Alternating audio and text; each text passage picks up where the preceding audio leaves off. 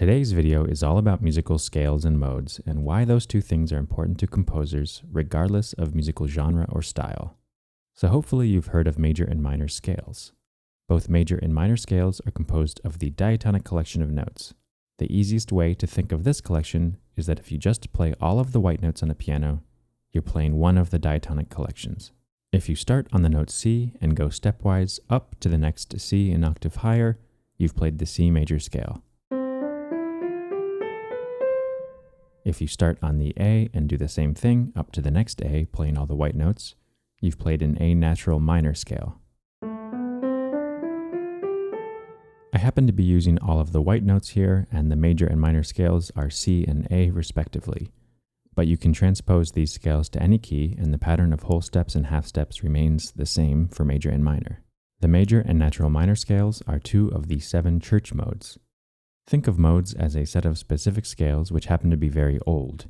These modes were the building blocks of medieval European sacred music for about 1,000 years. You've probably heard of Gregorian chant. All of those melodies were composed using these modes. What we now call the major scale was once the Ionian mode. What we now call the natural minor scale was once the Aeolian mode.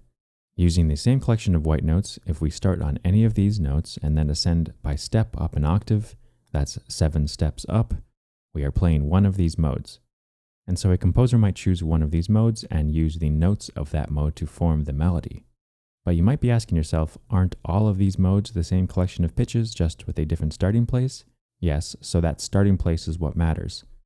We can usually tell when a melody is in C major versus a natural minor, simply based on what notes and intervals are emphasized. The same is true for all of the modes. And while these modes are really old, they're still used in modern music all of the time. Let's take a look at the traditional song Scarborough Fair, which features a melody in the Dorian mode.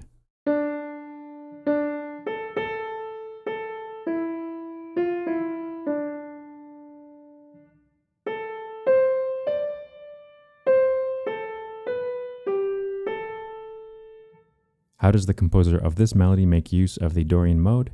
The only difference in Dorian from natural minor is the raised 6th scale degree. Instead of B flat, it's B natural in D Dorian.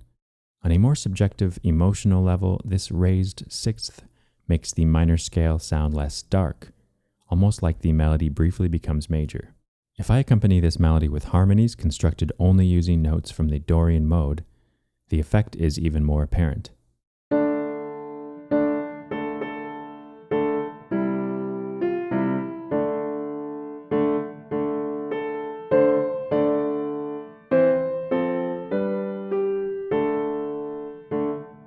In natural minor, or in the Aeolian mode, this chord would be G minor instead of G major.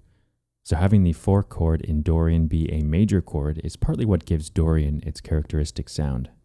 If I want to write a melody using one of the modes, let's say the Phrygian mode, I should first identify the unique scale degrees of that mode. Phrygian is almost the same as the natural minor, with the exception being the lowered 2nd scale degree. So when writing a melody, I might choose to highlight that change against the foundation of the minor 3rd or perfect 5th.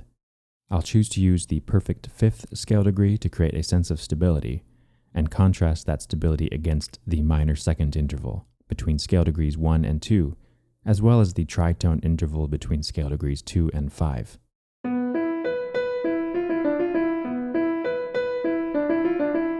You'll notice that I don't even use the minor 3rd scale degree in this melody, and yet the melody still sounds minor.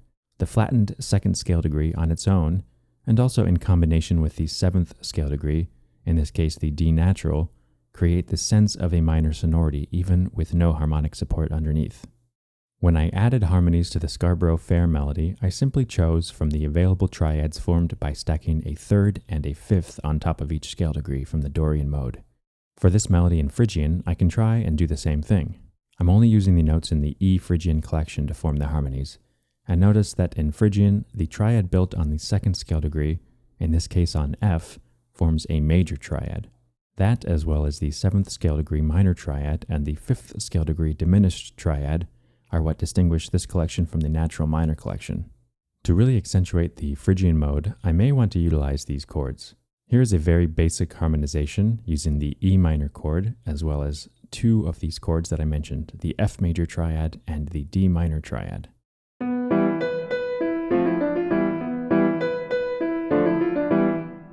All of the church modes contain 7 pitches, and you can form harmonies over each of them using just the notes from the mode that you're using. You can also, of course, transpose these modes to any key, keeping the relationship of whole and half steps the same. As I stated earlier, for the majority of music even written today, the major and minor scales, as well as the modes, are the building blocks of melody and harmony, but there are plenty of other scales that can be used in the compositional process. You may have noticed that I referred to the minor scale earlier as natural minor. There are a few other standard minor scales, the harmonic minor and the melodic minor. So the natural minor scale shares the same diatonic collection as its parallel major. That's the major scale that starts on the 3rd scale degree. So for A minor, that's C major. A natural minor thus includes the note G natural, which is a whole step below the tonic of A. In the harmonic minor, however, the G natural is raised by a semitone to G sharp, which is the leading tone of A. The advantage here is that now the dominant chord as well as the diminished 7 chord are now part of the diatonic collection. In classical music, traditionally the raised 7th scale degree is more effective at leading into the tonic than the flat 7th. And likewise, the major 5 chord is more effective at leading into the tonic chord.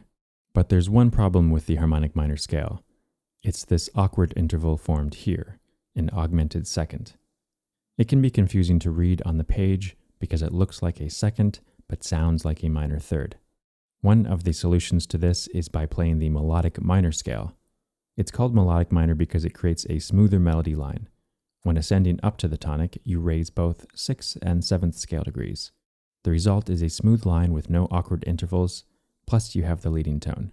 When descending from the tonic, you lower the 6th and 7th scale degrees back down to their natural minor position, which again helps smooth out the melodic contour.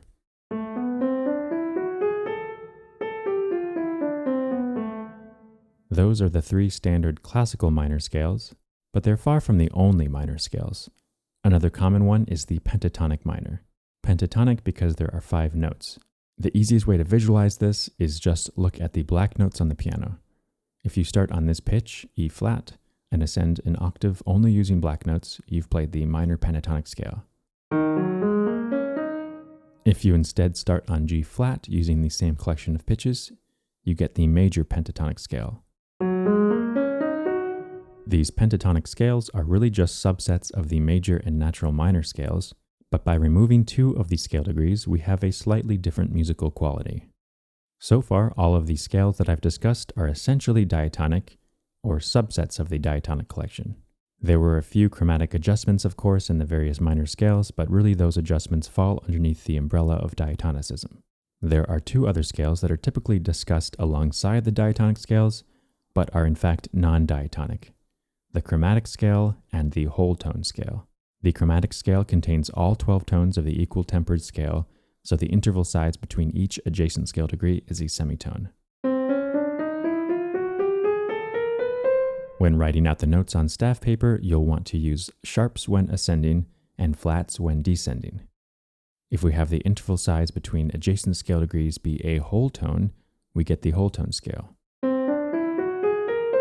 The whole tone scale contains only 6 pitches, which means that there are 2 different whole tone collections, the one shown here and then one transposed up by a semitone.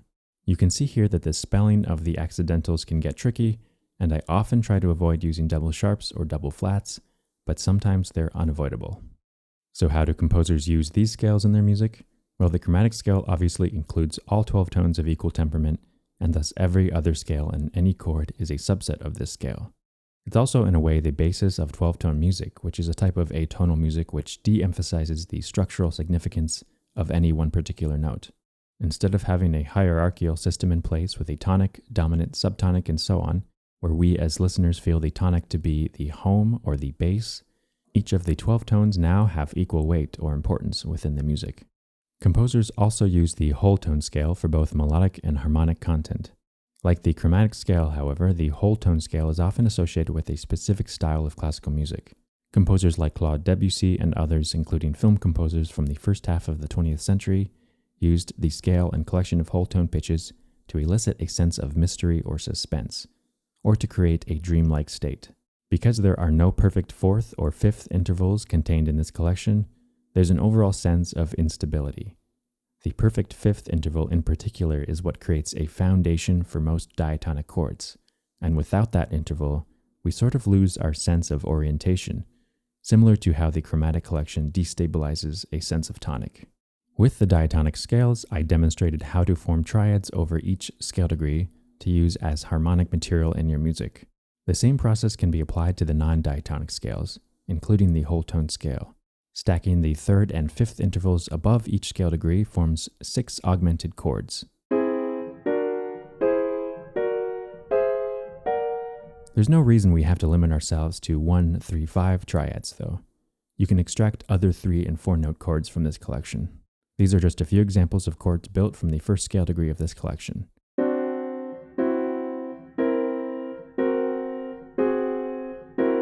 When developing harmonic material for a composition, it may be useful to shift between transpositions of this collection.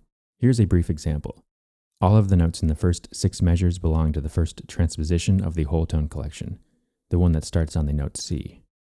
The next 2 measures use the same whole tone collection, but transposed up a semitone. The last 2 measures then return back down to the original transposition.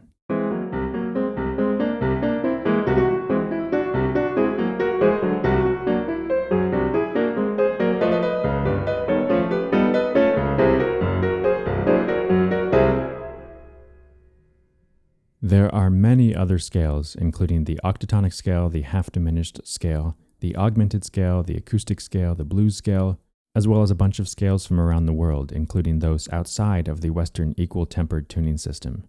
These scales can certainly be used for melodic content in your music, but also for harmonic content. Let's take a look at the octatonic scale, for instance. To form an octatonic scale, you alternate moving by whole and half steps. So starting on C, there are 2 possible octatonic collections.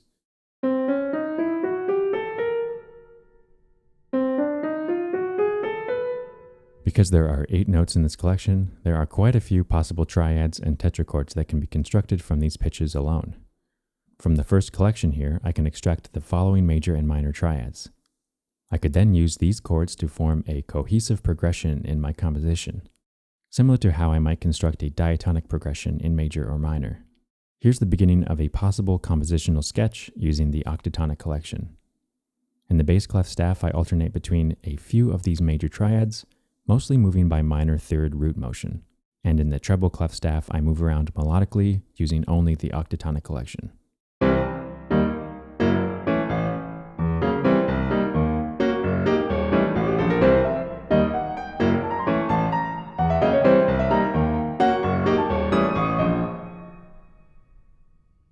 Similar methods can be applied to any of the other scales that I mentioned. If you're looking to expand your harmonic language outside the realm of diatonicism, then this can be a great place to start. So thank you for watching. Please like the video and subscribe to my channel if you haven't already, and see you next time.